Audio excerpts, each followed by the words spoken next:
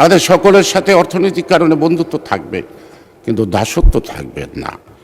আমরা প্রতিবেশীর সাথে বন্ধুত্ব করব তো, কিন্তু স্বামী স্ত্রীর সম্পর্ক না। আমাদের আন্দোলন শেষ হয় নাই, আমাদের সংগ্রামও শেষ হয় নাই।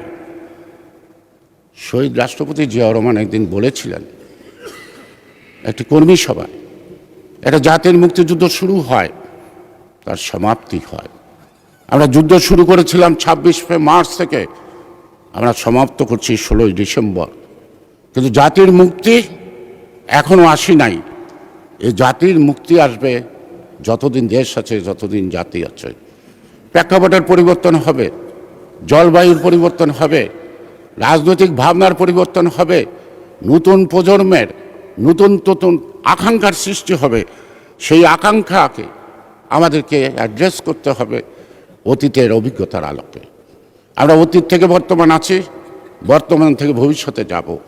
আমরা অতীতকে ভুলেও থাকবো না, আবার অতীতকে আঁকড়েও থাকতে পারবো না। কারণ আমাদেরকে একজন গ্লোবালাইজেশন, আজকে পৃথিবীর সাথে আমাদেরকে চলতে হবে। আমাদের সকলের সাথে অর্থনৈতিক কারণে বন্ধুত্ব থাকবে, কিন্তু দাসত্ব থাকবে না।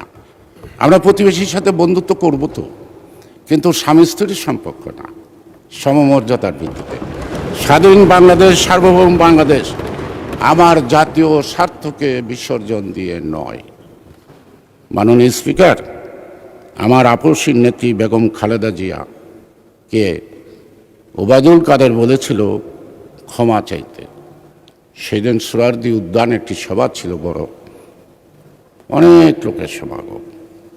আমি সেদিন উচ্চকণ্ঠে বলেছিলাম ওবায়দুল কাদেরকে, বেগম খালেদা জিয়া ক্ষমা চাইবে এমন মানুষ বাংলাদেশে নাই যার কাছে ক্ষমা চাইতে পারে। আমি আমার নেত্রীকে উদ্দেশ্য করে বলছিলাম, ম্যাডাম, বাংলাদেশের মানুষ এতদিন জানতো আপনি আপসহীন, বাংলাদেশের মানুষ এখন জানে আপনি mother of democracy. As a mother of democracy you should not compromise at the cost of democracy. সুতরাং আমার নেত্রী বেগম খালেদা জিয়া গণতন্ত্রের সাথে আপোষ করেন নাই।